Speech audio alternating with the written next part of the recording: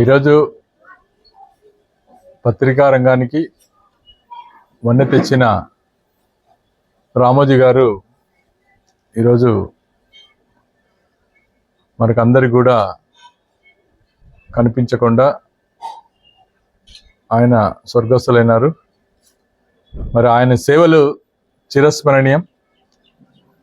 పత్రికా రంగంలోనూ, సినీ రంగంలోనూ, వ్యాపార రంగంలోనూ, అనేక సామాజిక సేవా కార్యక్రమాల్లోనూ, రాజకీయ రంగంలోనూ, మరి ముఖ్యంగా వ్యవసాయ రంగాన్ని అన్నదాత పుస్తకం ద్వారా ఆనాడు ఎలక్ట్రానిక్ మీడియా లేకున్నప్పుడు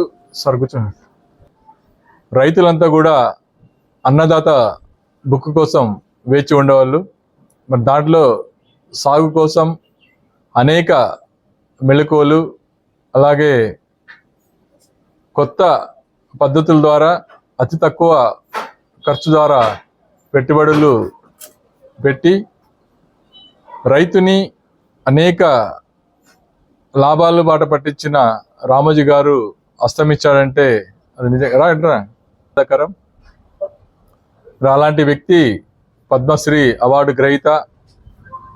అలాగే 2019లో మరి కరోనా టైంలో కూడా అనేక సేవాజ కార్యక్రమాల ద్వారా కానీ, అలాగే 2009లో కర్నూలులో వరద ముంపులు బాధితైనప్పుడు మరి ఇల్లు కట్టించే కార్యక్రమంలో అయితేనేమి, పేదవారిని ఆదుకునే కార్యక్రమంలో అయితేనేమి, ఇలా అనేక కార్యక్రమాల్లో ఆయన ఒక గొప్ప సేవా దృక్పథం కలిగి ఉన్న వ్యక్తి.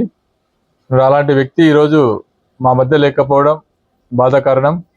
ఆయన ఉన్నా లేకపోయినా ఆయన బాటలోనే పత్రికా విలేకరులంతా కూడా నడిచి ఈ సమాజ అభ్యున్నతి కోసం పాటుపడతారని భావించి ఆయనకు ఈరోజు పత్రికా విలేకరులు మేము కూడా ఒక ఘనమైన నివాళి అర్పించాలని చెప్పి మా అందరూ అనుకున్నాం. కాబట్టి ఈరోజు ఘనమైన నివాళి అర్పించాం. నిజంగా బాధాకరం.